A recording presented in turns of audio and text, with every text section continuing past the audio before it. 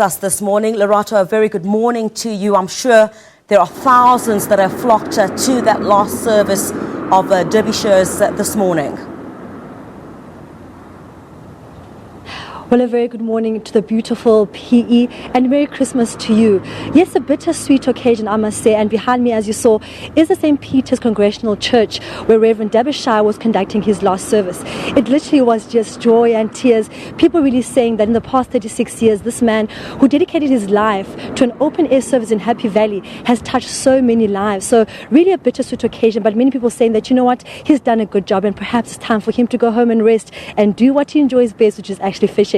But he's here this morning to tell us a bit about his story, how it all started and how he's here today saying goodbye to one of his first loves. Good morning, Reverend.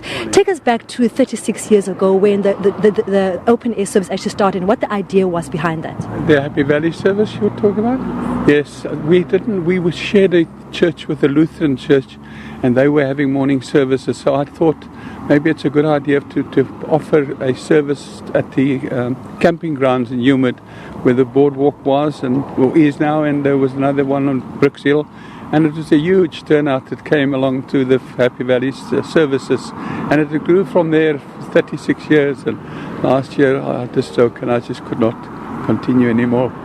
What has been the most fulfilling part for you in doing the open air service and also conducting yearly Christmas services? The moment, what you ask? What was the most fulfilling part for you about these open air services? The what, Marcus? The most fulfilling part for you? The most fulfilling. Oh, fulfilling. Oh, forgive me. Yes, absolutely. The joy of being with people and helping them and supporting them and helping many of them with their problems, and many marriages I've done through people that have come to the Happy Valley services. I've baptized a number of children at Happy Valley. So many personal interrelationships were formed, and that's what's so beautiful for me, where we can share with each other. And today we saw you breaking down at the service. I'm sure it was quite sad for you. How was your last service and what are you going to be doing on now? I was just a bit overcome with the service because, it was the last time. But I'm grateful God that I made it. I just made it. But I'm very grateful that I was privileged to have led the service. And I don't think it will happen again. And you're telling me that you enjoy fishing so much. Are we going to see you doing more fishing now?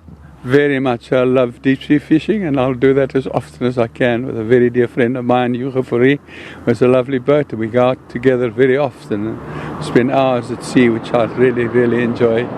Give me time to meditate and to think, not prepare sermons, of course. I've had enough of that. Well, that was Reverend Derbyshire saying that from now on he's going to focus on his second love, which is fishing.